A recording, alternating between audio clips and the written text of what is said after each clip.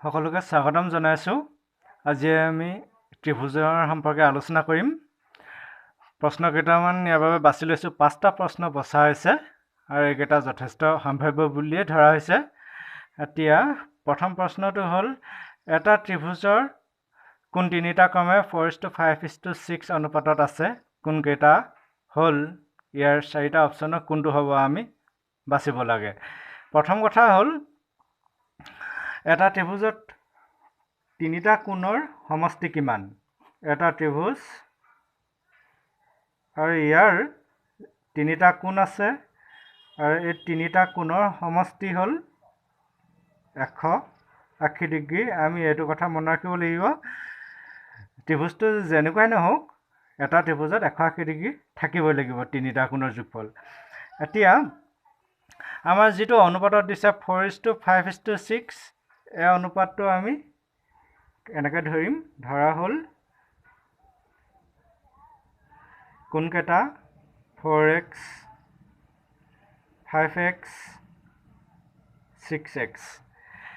এতিয়া যিহেতু কোন তিনিটাৰ যোগফল 180 ডিগ্ৰী হয়, গতিকে যোগ কৰিম আমি 4x + 5x + 6x = 180 ডিগ্ৰী। যোগ কৰা হওক।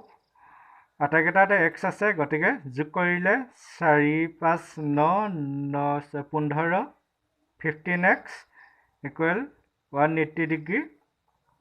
এতিয়া x = 15 আৰু x ৰ মাজত থকা চিনটো পূৰণ, গতিকে পূৰণ হ'লে ইফালে হৰণ হ'ব, তললৈ যাব।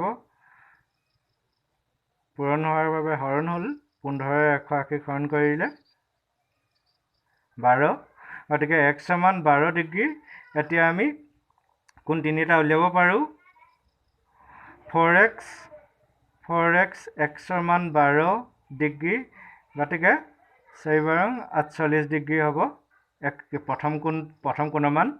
ঠিক তেনেকৈ 5x x ৰ ঠাইত 12 ডিগ্ৰী সমান 60 ডিগ্ৰী, আৰু ঠিক তেনেকৈ 6x x ৰ ঠাইত 12 ডিগ্ৰী পাতিছোঁ x ৰ ঠাইত 72 ডিগ্ৰী। এতিয়া আমাৰ শুদ্ধ উত্তৰটো হ'ব B। এবাৰ আমি দ্বিতীয় প্ৰশ্নটোলৈ যাওঁ। এটা সমকোণী ত্ৰিভুজৰ সূক্ষ্ম কোণ দুটাৰ এটা 33 ডিগ্ৰী, বাকীটো হ'ল আমি বাছিব লাগে। প্ৰথম কথা, সমকোণী ত্ৰিভুজনো কি? যি ত্ৰিভুজৰ যিকোনো এটা কোণ 90 ডিগ্ৰী, সেই ত্ৰিভুজটোক সমকোণী ত্ৰিভুজ বুলি কয়, আৰু বাকী দুটা কোণক সূক্ষ্ম কোণ বুলি কয়। সূক্ষ্ম কোণ মানে 90 ডিগ্ৰীতকৈ সৰু কোণবোৰক সূক্ষ্ম কোণ বুলি কয়, আৰু সেয়ে ইয়াত দুটা কোণ, এই দুটা কোণ 90 ডিগ্ৰীতকৈ সৰু বাবে ইহঁতক সূক্ষ্ম কোণ বুলি কোৱা হৈছে। আৰু এই দুটা কোণ যোগফল 90 ডিগ্ৰী। যিহেতু এটা কোণৰ আমি পাইছোঁ এটা কোণ 90 ডিগ্ৰী, তেনেহ'লে বাকী দুটা কোণৰ যোগফল 90 ডিগ্ৰী হ'ব লাগিব, তেতিয়াহে আমাৰ এটা ত্ৰিভুজৰ 180 ডিগ্ৰী ধৰ্মটো অনুসৰণ কৰা হ'ব। এতিয়া এইটো যদি 90 ডিগ্ৰী, তেনেহ'লে এই দুটা কোণৰ যোগফল 90 ডিগ্ৰী হ'ব লাগিব। ধৰা হওক এইটো 33 ডিগ্ৰী, তেনেহ'লে এইটো কিমান ডিগ্ৰী হ'ব লাগিব? আমি উজু হ'ব উলিয়াবলৈ এতিয়া 90 ডিগ্ৰীৰ পৰা 33 ডিগ্ৰী বিয়োগ কৰিলে 57 ডিগ্ৰী।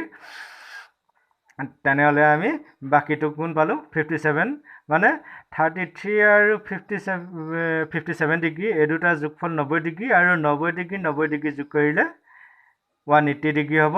গতিকে সি এটা ত্ৰিভুজ হ'ব, গতিকে বাকীটো কোণ হ'ব 57 ডিগ্ৰী। গতিকে সূক্ষ্ম কোণ দুটা দিয়া থাকিলে, এটা কোণ 30 ডিগ্ৰী, আনটো কোণ 57, যোগ কৰিলে 90 হ'ব লাগিব। এতিয়া আমি 3 নম্বৰ প্ৰশ্নটো, তলৰ কোনকেইটা বাহুৰে এটা ত্ৰিভুজ পাব পাৰি? এটা ত্ৰিভুজ পাবলৈ হ'লে এতিয়া আমি বাহুৰ দৈৰ্ঘ্যৰ ওপৰত আলোচনা কৰিব লাগিব। যিকোনো এটা ত্ৰিভুজ ধৰা হ'ল, এই ত্ৰিভুজটোত চুটি বাহু দুডাল যোগ কৰিলে যি ওলাব, তাৰ মানটো দীঘল বাহুতকৈ ডাঙৰ হ'ব লাগিব।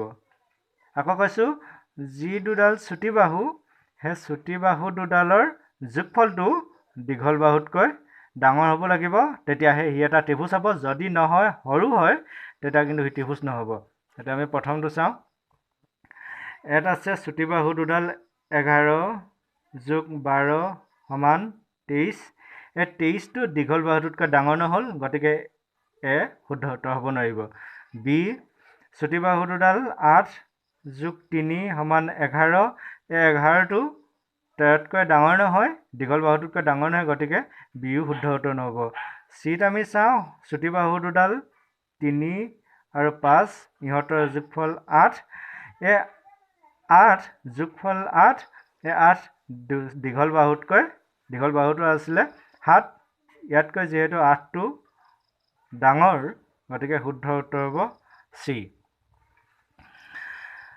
অন্য এটা কুৱেশ্যন এটা সমকোণী ত্ৰিভুজৰ লম্ব বাহু দুটাৰ দিক্ৰমে 3 চেণ্টিমিটাৰ 4 চেণ্টিমিটাৰ হ'লে কৰ্ণডালৰ দিশ হ'ব সমকোণী ত্ৰিভুজ 90 ডিগ্ৰী এটা কোণ 90 ডিগ্ৰী হ'লে তাক সমকোণী ত্ৰিভুজ বুলি কয় যদি ইয়াৰ দুটা বাহু দিয়া থাকে কৰ্ণৰ দিশ যদি এডালক কৰ্ণ বুলি কয় কৰ্ণৰ মান যদি উলিয়াবলৈ দিয়ে তেনেহ'লে আমি পাইথাগোৰাছৰ সূত্ৰ অনুসৰণ কৰিব লাগিব পাইথাগোৰাছৰ সূত্ৰ মতে কৰ্ণ স্কোৱাৰ ভূমি স্কোৱাৰ প্লাছ লম্ব স্কোৱাৰ